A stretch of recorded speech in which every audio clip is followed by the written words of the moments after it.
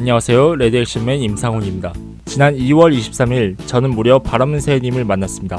2013년에 대두서관님을 만났고 2016년에 두 분이 함께 만남을 가진 다음에 제가 다시 바람은새님을 만났으니 케빈 베이컨의 법칙이 성립했네요. 이대로라면 5년 이내에 수바저씨도 제가 만날 수 있지 않을까요?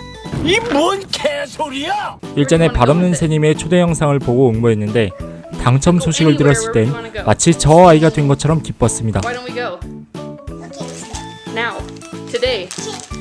I'm being serious. We going? We're leaving today to go to Disneyland. Are you joking? No, I'm not joking. Are we dead? Yes, we're going. 여지껏 한 번도 못 가본 디즈니랜드라도 가게 된 것처럼 감격의 눈물이 나올 뻔했습니다. 그날 본 영화도 그와 비슷한 것과 관련된 영화였죠. 플로리다 프로젝트는 디즈니월드 근처에 사는 6살 소녀 무니와 친구들의 모험기입니다. 아이들의 천진난만함이 돋보이며 시놉시스에서부터 디즈니월드를 강조하죠. 거기다가 미성년자가 관람 가능한 등급이라서 아이 손 붙잡고 극장에 가시는 분들이 많을 텐데 단언컨대 그랬다간 경악하실 확률이 높습니다. Oh my god! They killed Kitty!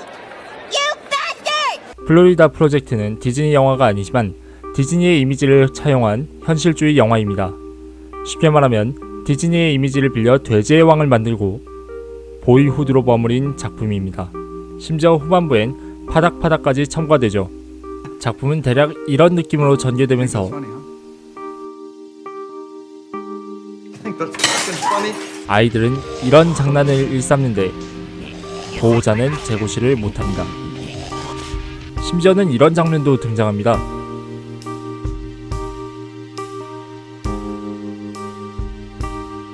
아이들이랑 같이 보면 헐크한테 빛의 속도로 구타당한 것처럼 정말 쇼킹할 수 있습니다.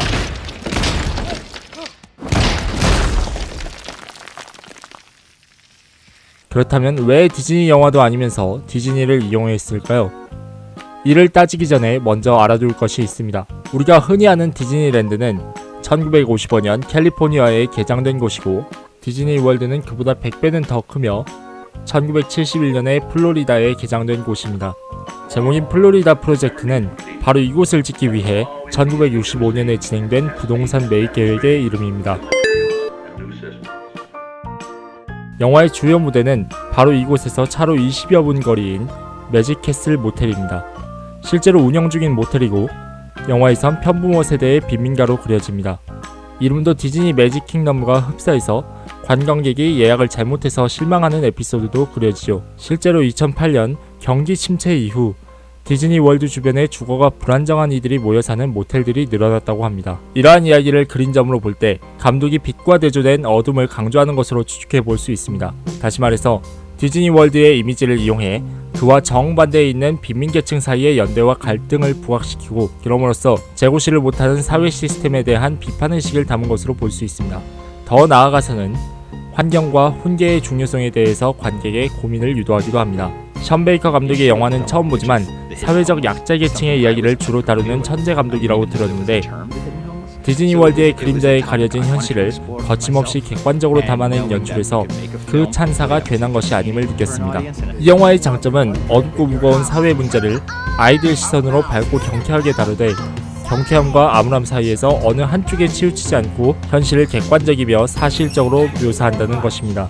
즉 아이의 관점은 아이의 관점대로 현실은 현실대로 관찰하여 담아냈다는 거죠.